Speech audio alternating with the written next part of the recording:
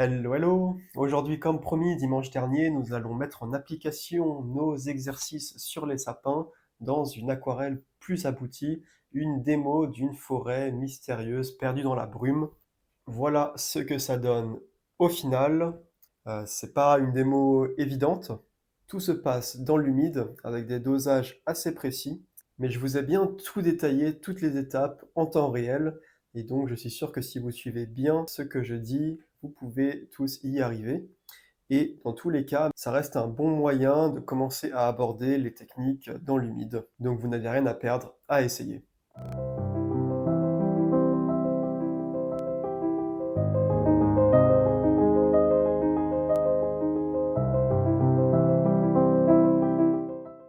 Donc voilà ce qu'on va essayer de faire, un paysage comme ça un peu mystérieux, une forêt perdue dans la brume au bord d'un lac. Et voilà l'essai que j'ai fait, l'essai préliminaire. J'étais pas forcément sûr de la méthode la plus pertinente pour obtenir ces effets de brume. Et donc du coup je voulais tester ça un peu entre guillemets au brouillon. Donc c'est un petit format. Et au fur et à mesure, j'ai noté toutes les étapes. Donc je vais tout simplement suivre ce mode d'emploi que j'ai fait hier pour la réalisation finale sur un plus grand format. Au niveau du matériel, on va avoir besoin de quelques pinceaux. Un pinceau tout simplement pour mouiller la feuille, vous pouvez prendre n'importe lequel. Un pinceau nerveux qu'on utilise pour les sapins. Un plus petit pinceau éventuellement qu'on va utiliser pour diluer et faire des effets de bord perdu ou fondre des bords dans l'humide. Et un pinceau à la vie qu'on utilisera notamment pour le lac et le ciel. Au niveau des couleurs, je vais utiliser 3 couleurs, vert sapin, bleu outremer et brun Van Dyck. Vous pouvez utiliser n'importe quel pigment qui se rapproche d'un bleu pas trop saturé et d'un vert pas trop saturé. Le brun Van Dyck me servira pour obtenir un vert qui tire vers le noir pour les sapins les plus foncés au premier plan. Afin de réaliser tous les effets de bord perdu et de fondu flou, on va travailler beaucoup dans l'humide et donc on va mouiller la feuille des deux côtés. Donc je la passe directement sous l'eau, sous le robinet, recto verso, jusqu'au moment où je vais sentir que je pourrais quasiment l'essorer en fait. Là je saurai qu'elle est vraiment humide à cœur. Voilà, après 1 ou 2 minutes, ma feuille est devenue très souple, elle est complètement humide à cœur et elle goûte un peu. Je viens ensuite la poser sur le support et donc si elle est suffisamment humidifiée, elle va coller comme une ventouse. Hop. Et là, il n'y a même pas besoin de scotcher.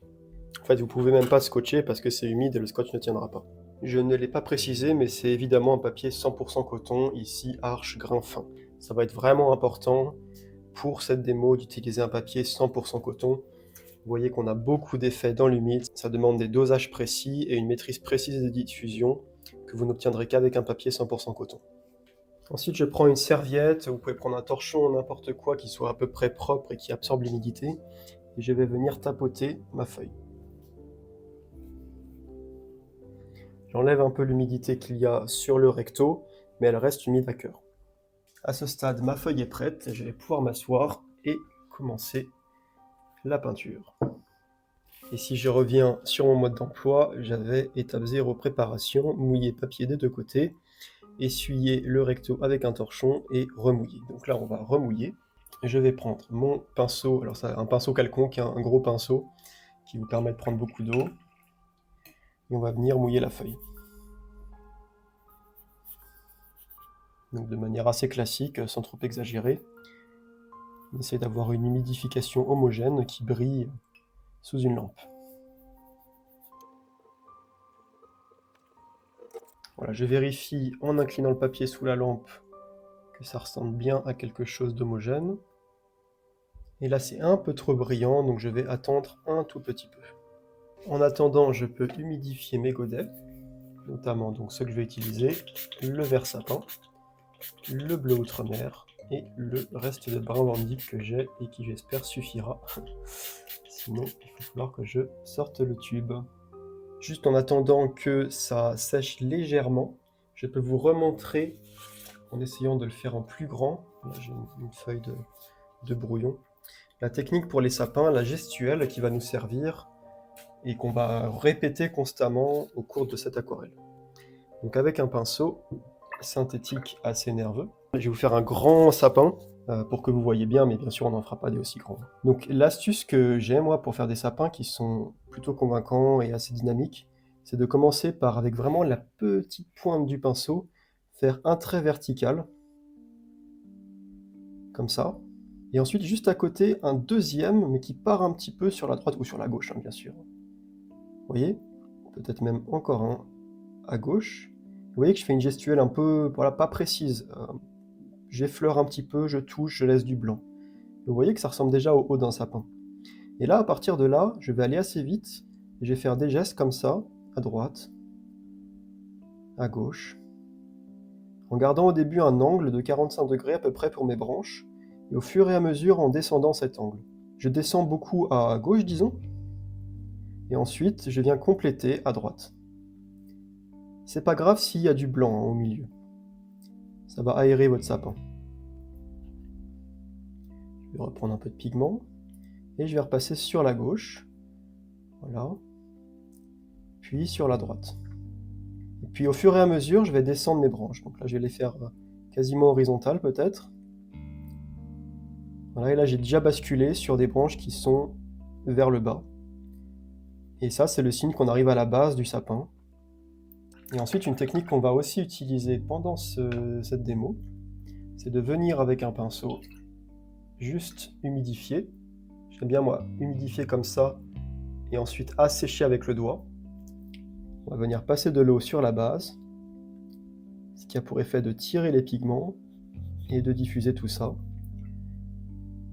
et de créer donc une base floue. Et donc c'est cette technique qu'on va utiliser pour faire à peu près tous les sapins de cette démo. Voilà, je reprends la feuille que j'ai préparée. Ça semble pas mal au niveau de l'humidité maintenant. Il faut que le papier soit plutôt dans l'état humide que dans l'état mouillé. Et si vous ne voyez pas de quoi je parle, je vous conseille de revoir la vidéo des fondamentaux où j'explique les taux d'humidité du papier. Donc on va commencer par quelque chose d'assez clair. Voilà, un vert pas très pigmenté avec beaucoup d'eau.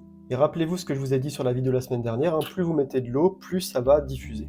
Au niveau de la composition, on pourrait faire la base soit plutôt vers le bas, soit plutôt vers le haut, hein, selon si on veut donner de l'importance au lac ou au ciel. Les deux choix sont parfaitement valables et n'auront pas le même ressenti, la même ambiance. Je vais pour ma part faire la même chose qu'ici, et peut-être éventuellement j'en ferai une autre par curiosité pour voir ce que ça donnerait si la ligne des sapins s'arrêtait ici et si on avait plus d'eau et plus de vagues. Et vous pouvez choisir hein, de votre côté de faire comme moi ou de donner plus d'importance aux vagues. Dans tous les cas, je vais commencer par faire des sapins relativement petits à l'arrière-plan, donc en suivant une ligne comme ça. Et je vais faire le même geste, exactement le même geste que sur ces sapins à sec, sauf que ça donnera pas le même résultat puisqu'on est sur un papier mouillé avec beaucoup moins de pigments qu'ici. Mais je ne vais pas prêter attention au résultat que j'ai là. Ça va faire n'importe quoi, ça va diffuser dans tous les sens, mais c'est pas grave. Je commence par faire ma première branche verticale, et ensuite une à droite, et ensuite à gauche, à droite, descendre comme ça. Hop, je fais le même geste. Les branches sont de plus en plus vers le bas. Je sais même pas si vous pouvez voir ce que je suis en train de faire, mais je fais un sapin qui ne ressemble pas du tout à ça, qui ne ressemble à rien, mais c'est pas grave. Je vais juste pigmenter peut-être un peu plus quand même, histoire que vous voyez quelque chose. Mais il faut éviter quand même de trop pigmenter à ce stade, parce que sinon on ne pourra plus faire d'autres couches. Voilà, donc ma base, un premier trait, un deuxième trait, un troisième trait, je descends, voilà, je peux être assez approximatif. Vous voyez que dès que je touche, tac, ça diffuse. Tac, tac, tac, tac, tac, tac, tac. Voilà, j'ai l'habitude, hein, donc je vais assez vite, mais c'est le même geste que je vous ai montré précédemment, mais en plus rapide. Là, je fais ma petite rangée de sapins, je vais la faire aller un peu vers le bas quand même. Vous voyez que ça diffuse, hein, ça ressemble à rien. Hop là, je vais faire toute cette ligne. Alors bien sûr, plus vous prenez un grand format, plus ça va être long, mais la technique sera la même. Hop, à chaque fois un premier trait, un deuxième trait, et je viens de part et d'autre. Voilà, je pense que la ligne de l'eau sera ici, ça me semble pas mal, donc là je vais continuer horizontalement à faire la même chose. Voilà, je vois rien de ce que je fais avec la lumière de la lampe que j'utilise pour filmer. Désolé. Hop. Allez, un petit dernier là. Pas aller trop loin. Voilà, ça diffuse tranquillement, c'est parfait. Le même geste, toujours. En fait, le bon geste va vous créer les bonnes diffusions. Le même geste que précédemment. Maintenant, je vais augmenter un petit peu la charge de pigment, tout simplement. Éponger un petit peu pour pas avoir trop d'eau. Et je vais faire, sans attendre que ça sèche, une deuxième couche. Alors le papier sèche un peu plus vite que prévu, là je suis un peu lent vu que je vous explique. Il va falloir que je fasse un peu attention. Donc une deuxième couche avec un pigment plus riche, un peu moins d'eau, du coup ça diffuse moins. Et je fais ça sur la couche précédente. Bon, ça diffuse quand même beaucoup, hein, vous voyez. On peut laisser des espaces, hein, faites-les pas trop réguliers, je vais laisser un espace blanc là par exemple.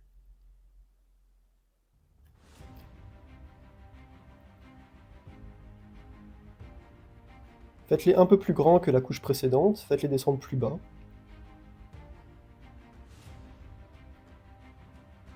Il faut qu'ils soient légèrement plus foncés, pas trop, et qu'ils diffusent un petit peu moins, ou... Voilà, mais légèrement. Si ça diffuse quand même beaucoup, c'est pas grave.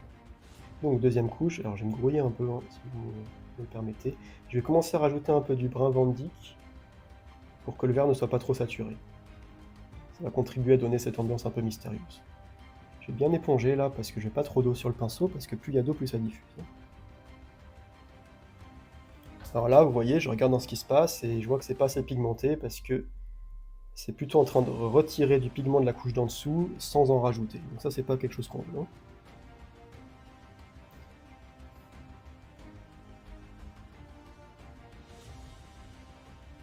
Maintenant qu'on arrive sur quelque chose de plus foncé, qui va quand même diffuser, hein, je vais essayer de m'appliquer un peu plus quand même. Donc, première branche, deuxième branche, troisième branche, à gauche, à droite, on descend.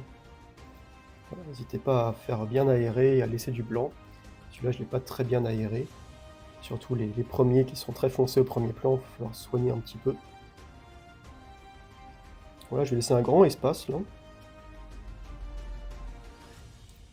En cas de doute, vaut mieux laisser des espaces plutôt que de remplir, parce que sinon on peut plus revenir après, hein. De toute façon, on pourra toujours revenir avec la couche au premier plan, la quatrième, pour combler les espaces qui feraient trop vide. Vous voyez que mon poignet là repose sur le papier humide, c'est pas très grave, hein. De toute façon, j'ai rien peindre ici pour l'instant, et je remouillerai pour faire le premier plan.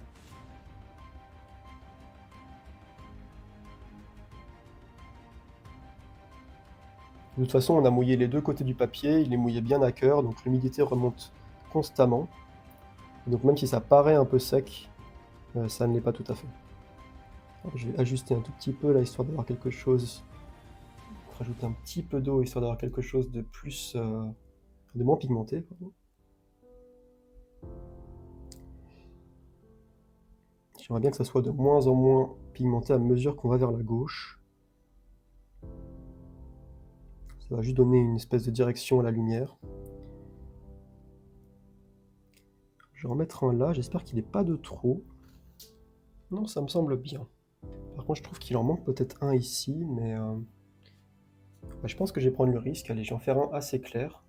Parce que vraiment, la première couche là, elle a quand même pas mal disparu. Peut-être pas une très bonne idée. Ok, vous avez vu, hein, ça diffuse vachement bien en dessous, là, c'est super. Vous voyez que la première couche ne ressemble plus à des sapins, mais c'est vraiment pas grave. Superposer ces trois couches, ça a déjà donné de la profondeur. Et donc ensuite, une dernière, donc encore plus foncée, encore plus grande, et avec moins d'eau pour que ça diffuse moins. J'avais bien mis sur mon mode d'emploi, attention, pas trop foncé à ce stade. Donc on va pas exagérer non plus. Et je vais passer sur quelque chose de plus désaturé, donc en rajoutant du brun Van Dyck. J'hésite pas à repartir plus haut, hein, que la couche précédente. La perspective fonctionnera mieux, je trouve que j'ai trop d'eau et pas assez de pigment. Là c'est un peu trop comme la couche précédente. J'espère que je suis pas en train de mettre trop de pigment. Ok, c'est mieux. Vous voyez, il faut vraiment que ça rajoute quelque chose de plus foncé que ce qu'on a fait précédemment. Et là, n'hésitez pas à aérer, hein.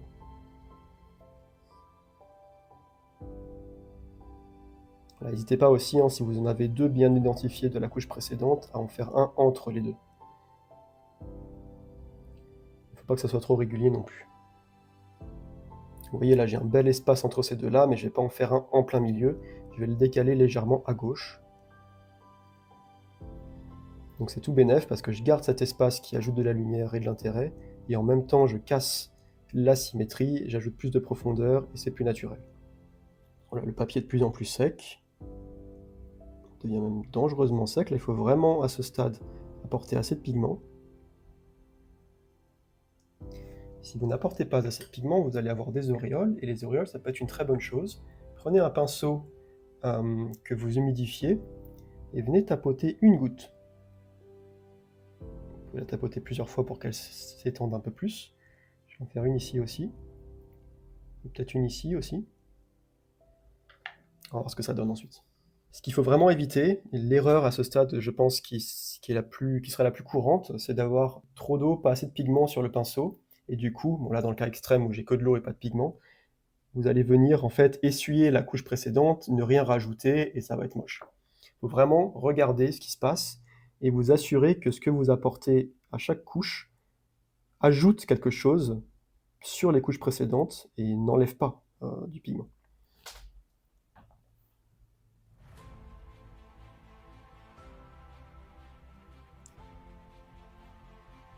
Voilà, j'y vais par petites touches, je suis pas obligé de faire des sapins très complets jusqu'en bas. Je vais en faire moins là à gauche, hein, si vous vous rappelez, je voulais que ça soit plus clair. Toujours le même geste. Je vais en faire un petit peut-être là quand même. Assez fin.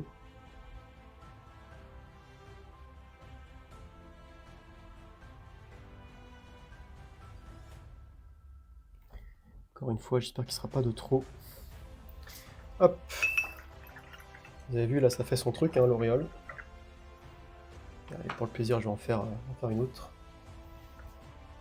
Toc, toc, toc, toc, toc. Ok, donc on a fait nos 4 couches. Maintenant, dans mon mode d'emploi, il y a passer l'eau pinceau à la-vie à la base. Ce qui n'est pas très français. Et en gros, ça veut dire qu'on va prendre le pinceau à la-vie, on va l'humidifier tranquillement. On n'est pas obligé de changer l'eau. Hein. Et on va venir... Oups, j'ai fait une goutte là, c'est pas grave. On va venir essuyer la base.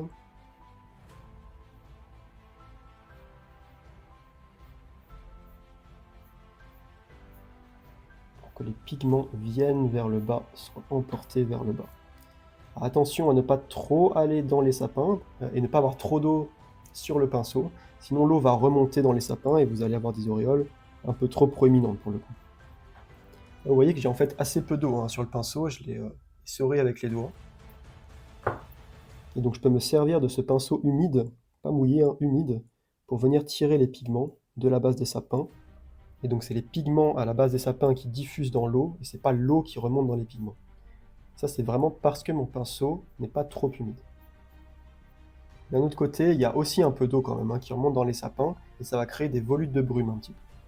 Je vais vous montrer par exemple ici, disons, si je veux vraiment qu'il y ait de l'eau qui remonte, je vais le mouiller un peu plus, pas trop non plus, et je vais venir tirer le blanc là, dans les sapins.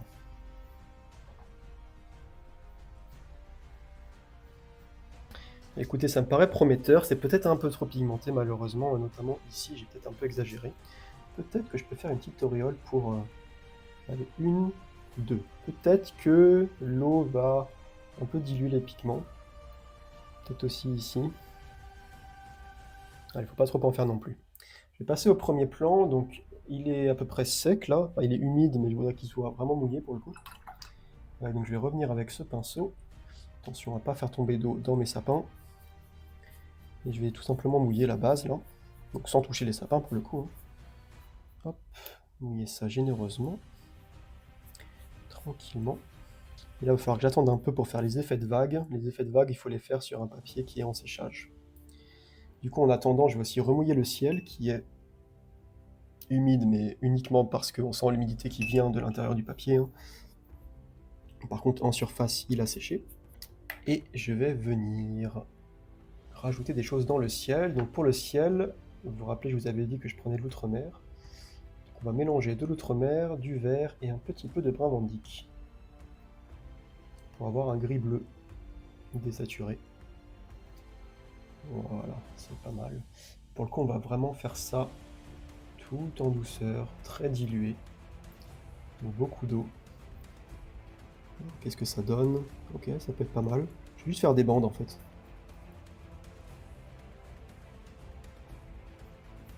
Hop, hop, hop. Ok, là, il faut faire un peu confiance. Je pense que ça va diffuser. On va surveiller.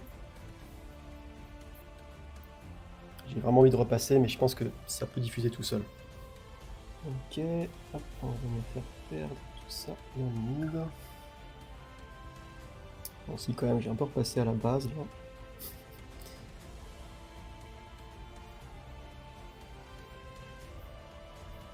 Allez, ouais, c'est un peu mieux. Je vais réinsister dans le coin là. Alors, ça donne un mouvement sympa. Alors, au niveau de la partie dans l'eau, on va venir avec un bleu outre-mer contaminé par du vert. Un peu plus pigmenté que le ciel, un peu plus vert que le ciel. Pas trop quand même. Oups, là c'est trop. Ok, ça me semble bien. On va venir faire des vagues. Alors le geste pour les vagues, je vais reprendre ça, c'est appuyer et relâcher. On effleure, on appuie, on relâche. Dans l'humide. Avec un pinceau qui contient peu d'eau. Ça c'est important. Le pinceau n'est pas du tout gorgé d'eau. Et le papier est vraiment en séchage, en état très particulier. Je pose, j'appuie et je relâche. Et un bon geste comme ça. Je pose, j'appuie et je relâche. Je pose, j'appuie, je relâche. Et ça diffuse tranquillement dans l'humide. Je pose, j'appuie, je relâche. Ensuite, je vais rincer le pinceau. Je vais l'essorer avec le doigt assez fortement. Et je vais passer entre les vagues pour stopper les diffusions verticales. Je vais l'essorer à chaque fois pour pas apporter du pigment.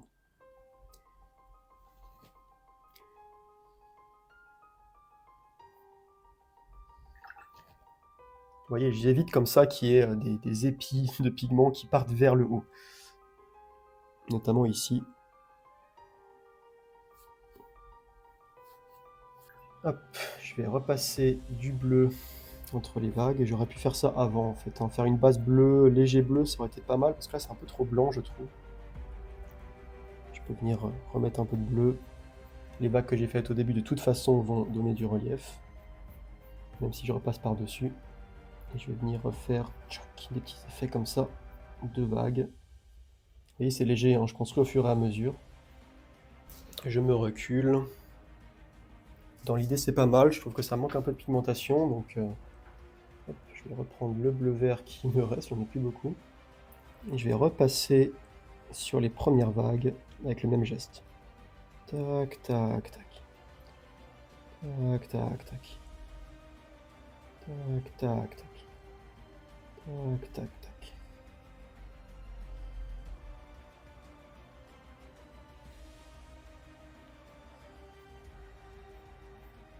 Je vais essayer d'un peu plus foncer le premier plan.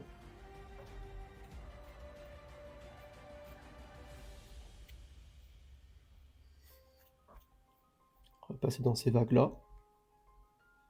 Je vais faire comme avant, là je vais repasser entre les vagues. Par contre, je vais un petit peu pigmenter.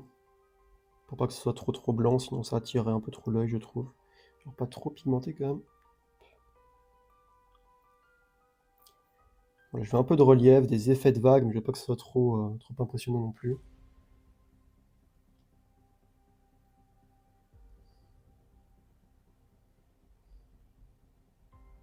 Allez, on vient stopper un petit peu les diffusions. Et bah ça me semble pas mal. Hein. Allez, je vais passer du bleu là-bas aussi. Je vais venir fondre là-bas cette transition dans l'humide. Et avec vraiment de l'eau pour le coup, la plus pure possible. Ça serait même bien que je change mon eau en fait. Je vais aller dans le ciel. Et faire la jonction. Voilà. Maintenant, j'ai passé avec le pinceau plus petit. Je vais venir repasser sur la jonction humide là, du ciel. Et je vais stopper le séchage avec un sopalin pour pas que ça crée une transition dure quand l'eau va sécher.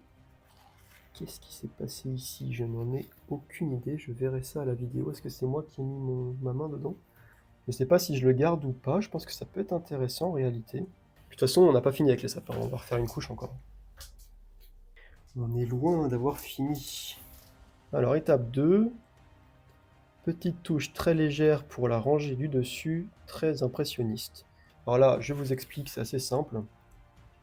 On va se prendre un vert qui tire vers le bleu, plutôt d'ailleurs un bleu-vert qu'un vert-bleu. Et on va venir faire juste des petites touches. Alors attention à ne pas poser votre poignet sur l'eau. Là, il faut y aller avec le pinceau vertical comme ça. Et on va venir faire des petites touches avec le même geste qu'avant. Sur la pointe, quelque chose d'assez impressionniste. Voilà, ça c'est bien. On va vraiment faire des taches qui sont à peine visibles, juste pour donner un petit peu l'illusion qu'il y a encore des sapins tout au loin, qui sont perdus dans la brume. Donc c'est pour ça que je ne fais pas une ligne continue, hein. Je vais juste faire comme ça des petites taches avec des pics qui surgissent. Allez, je vais en faire là aussi. Un petit groupe encore là. On va rincer le pinceau et on va passer, donc un pinceau juste humide, hein. On va passer sur la base une première fois. En faisant ça, je récupère du pigment dans le pinceau. Donc je vais rincer mon pinceau à nouveau, l'essorer avec le doigt et venir étaler le pigment pour avoir une transition assez douce. Là j'ai quasiment plus d'eau dans le pinceau. C'est comme ça que vous allez pouvoir avoir vraiment un bord perdu et pas de mauvaise surprise au séchage. Qu'ai-je fait? Qu'est-ce qui s'est passé ici? Est-ce que quelqu'un peut me dire ce qu'il s'est passé ici? Nous avons un petit problème, hein. Ne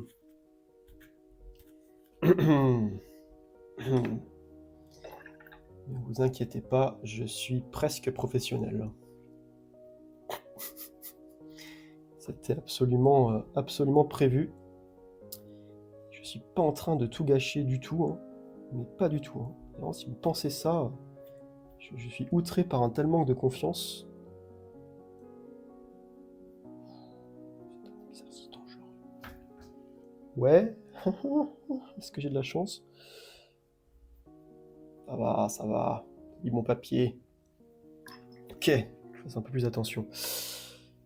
Donc on a un petit peu nos suggestions de sapin qui surgissent. Et j'ai envie de faire autre chose.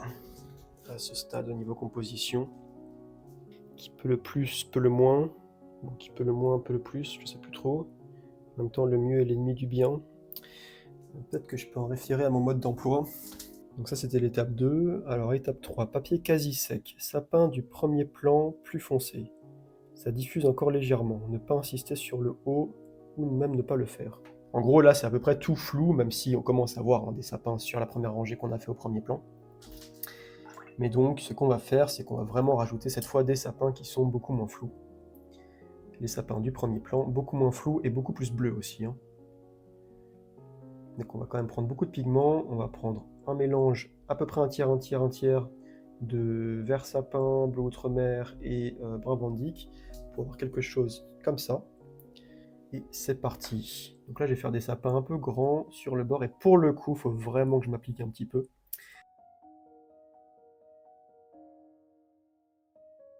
Attention, quand c'est très pigmenté comme ça, n'hésitez pas à vraiment aérer vos sapins.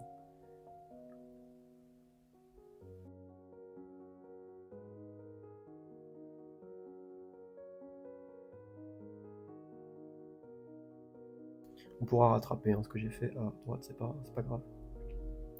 Parce qu'il est un peu trop symétrique mon truc. Je vais laisser ce point de lumière là, cette ouverture. À la limite, je peux en faire un petit. Non, je vais en faire un là. Plus grand même. Hop. Non, là c'est bien, là c'est bien.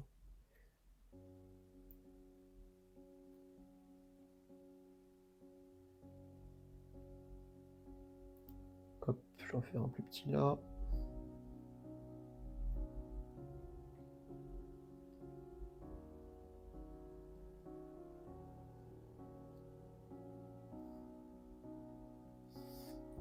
Spontané, vous avez vu, hein, je leur donne un peu de personnalité. Celui-là est un peu tordu comme ça, celui-là, je dirais qu'il danse un petit peu.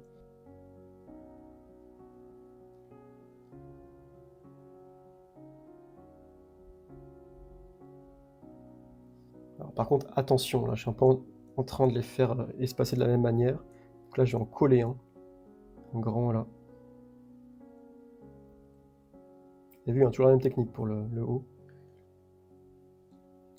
Je vais en coller un petit couple de sapins. Même geste, hein. J'hésite pas à peindre sur celui de droite. Allez, celui-là, il me plaît pas du tout. Hop, au revoir.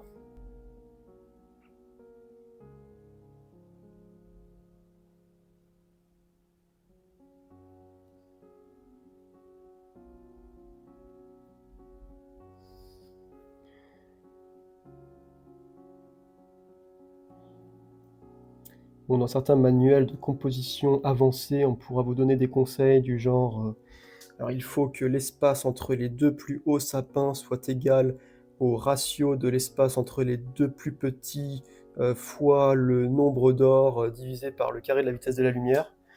Mais bon, alors moi je fais ça à l'instant. Alors comme avant, là, sur la gauche, je vais moins pigmenter. Donc je rajoute un peu d'eau. Voilà, je suis vraiment attentif, hein. Quand je fais mon premier trait, je regarde tout de suite est-ce que ça diffuse beaucoup ou pas avant de continuer. Là, ça se passe très bien, en fait, le papier est vraiment sec en surface. Ça diffuse juste un tout petit peu dans le corps du sapin. Ça fonctionne très bien. Hop, on va faire un plus petit à côté, là. Alors, bien sûr, on va venir fondre la base, cette fois avec le petit pinceau, là. Donc, je le mouille, je l'essore légèrement, et je viens chercher la base en la tirant comme ça. Vous avez vu qu'en faisant ça, du coup, je crée un peu la terre de cette, je sais pas, de cette île, cette montagne au bord de l'eau. Je donne un mouvement en biais, hein, comme le ciel, qui dynamise un peu l'aquarelle. Vous avez vu, il faut vraiment que ce soit les pigments qui soient attirés par l'eau et non pas l'eau qui remonte dans les pigments. Donc attention à ne pas avoir vraiment une transition trop dure. Et vous allez même surveiller à ce stade votre séchage. Et au fur et à mesure du séchage, la transition va durcir, va être de plus en plus marquée, c'est ça que je veux dire par durcir. Donc vous allez l'effacer au fur et à mesure, en la surveillant comme du lait sur le feu.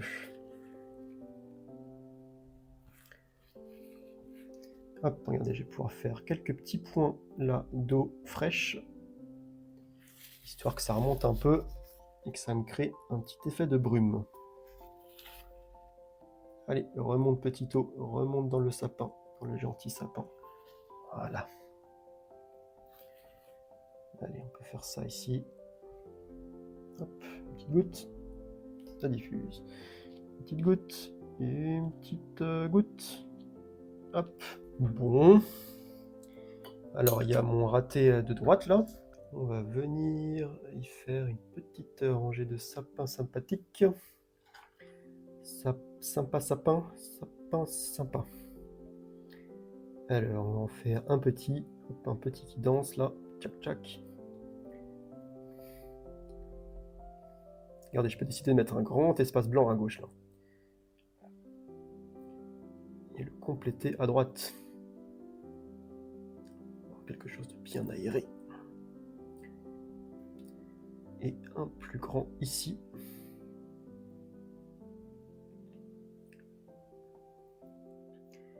Et un dernier plus petit ici. Bon, si vous prévoyez de l'encadrer, hein, vu qu'on n'a pas mis de scotch, ça sert à rien de soigner les bords de toute façon. Ok. Donc même chose, hein, comme avant. On va venir tirer le pigment. Bon, j'ai mis trop d'eau parce que je n'ai pas essoré avec le doigt. On va venir tirer le pigment. Allez, petit pigment. Allez.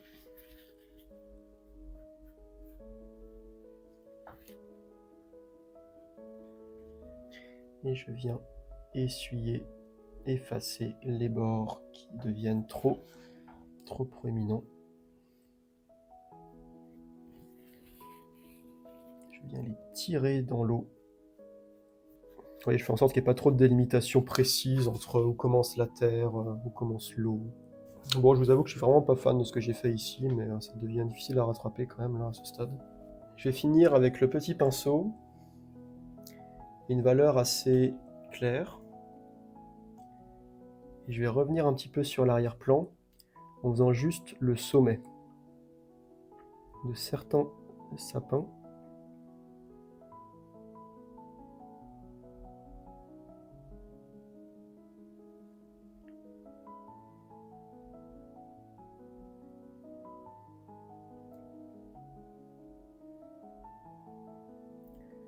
Des petites touches impressionnistes un peu dans la veine de ce qu'on a fait tout à l'arrière-plan. Hein. Je peux en profiter aussi pour compléter un petit peu le petit accident qu'il y avait ici. Bien sûr, ensuite, hop, je viens fondre un petit peu la base. Voilà, bon, c'est du détail, c'est du pinaillage. C'est sympathique d'avoir ces petits sommets qui sont un peu plus définis alors que l'arrière-plan était très flou. Mais vraiment avec une valeur, donc une couleur très claire. On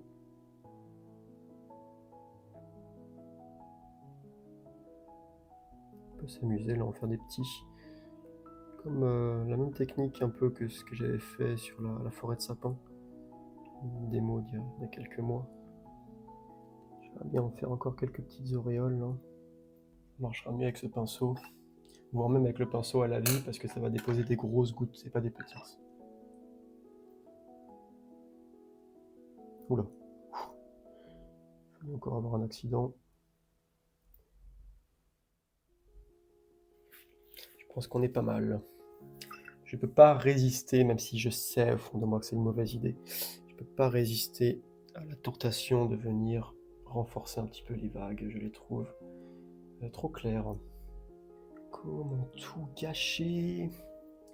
Avant ça, là, j'ai un bord qui devient méchamment proéminent. Allez, on gomme.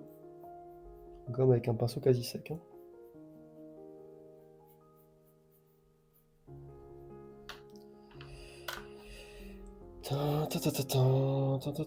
Je sais que c'est une mauvaise idée, je le sais. Vous voyez que là je suis plus dans l'humide, mais je peux pas trop préhumidifier. Quoique j'aurais peut-être pu réhumidifier. Mais c'est pas grave. Ne vous inquiétez pas, tout est sous contrôle. C'est absolument ce que je veux faire.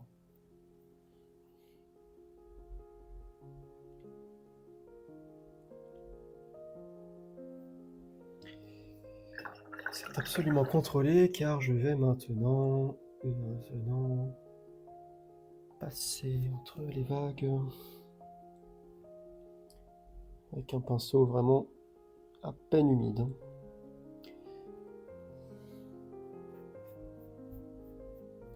Histoire de flouter tout ça.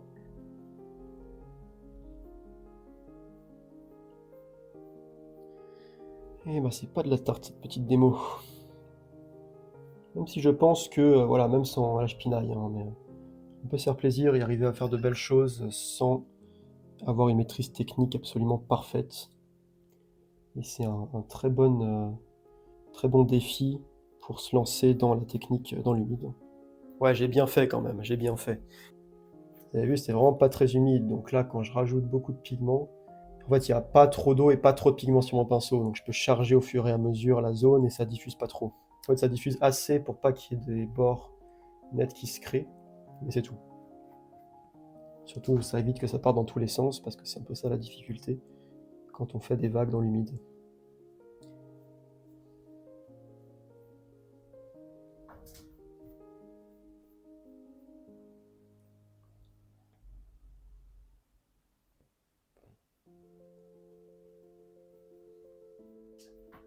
prolonger un petit peu l'eau là derrière, avec une valeur très très claire. Oh oui, c'est beau, c'est bien ça. J'ai eu un coup de bol là, je vous avoue. C'est parfait. On voit que l'eau passe derrière. Bon, allez, je fais une dernière bêtise.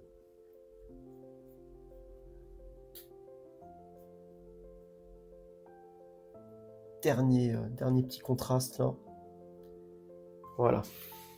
Quelques petites finitions parce que je suis trop perfectionniste, quoi. C'est terrible. Terrible. Mais arrête-toi là, quoi. Mais arrête-toi. Fais pas n'importe quoi. Pose-moi ce pinceau. C'est pas possible, ça. Qu'est-ce qu'il fait? Mais qu'est-ce qu'il fait? C'est incroyable.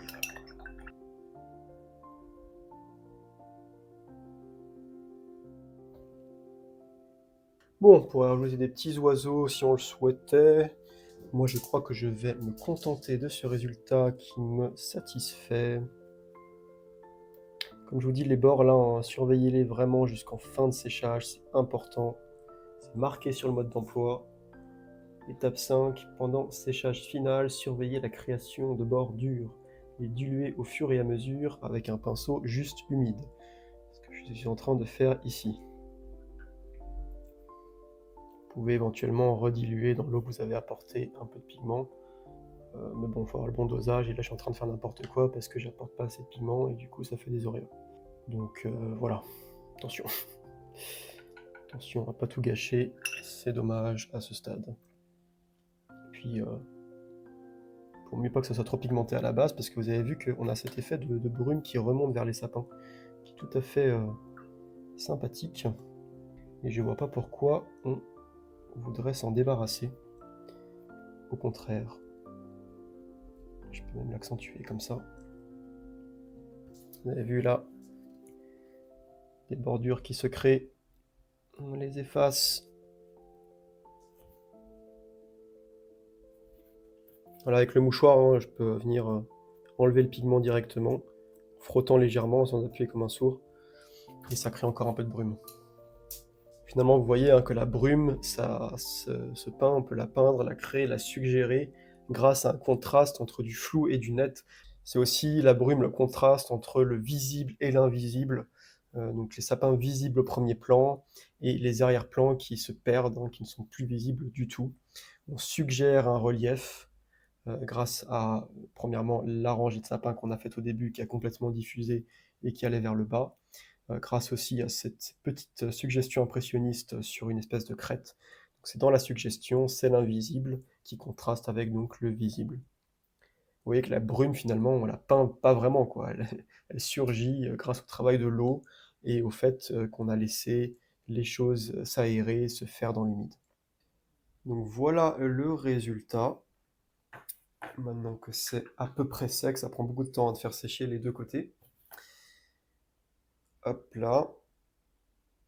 C'est le genre d'aquarelle où on passe tellement de temps le nez dessus à faire des petits détails que quand on se recule à la fin, on regarde le truc et ça ressemble pas à ce que je voulais finalement. C'est pas bon, je vais devoir refilmer la démo, c'est nul. Mais bon, faut laisser passer 1 ou 2 heures, ce que j'ai fait.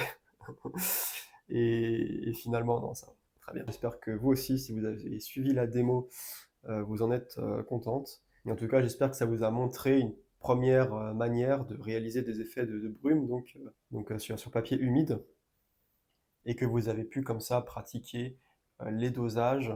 C'est assez précis, hein, vous avez vu, que vous avez pu aussi essayer de lâcher prise quand ça commence à diffuser dans tous les sens. On a tendance à se dire oulala, oulala, c'est n'importe quoi, mais non, c'est pas grave. Ça crée une bonne base finalement qui va donner de la profondeur au résultat final. Donc ces techniques dans l'humide, bah, c'est des techniques à travailler toujours, hein. Forcément, le premier essai ne sera pas réussi. Et vous voyez, hein, même moi, je sais que si j'essaie de refaire ça dans un an, ça sera probablement bien meilleur, mais c'est très bien. C'est ça qui rend le truc amusant, parce que moi, sinon, si on faisait un chef-d'œuvre à chaque fois, ça serait un peu ennuyeux. Voilà, merci d'avoir suivi cette démo jusqu'au bout. Et la semaine prochaine, a priori, on fera donc encore une démo avec des sapins, avec de la brume, donc cette fois en ajoutant aussi une belle montagne enneigée à l'arrière-plan. À la prochaine!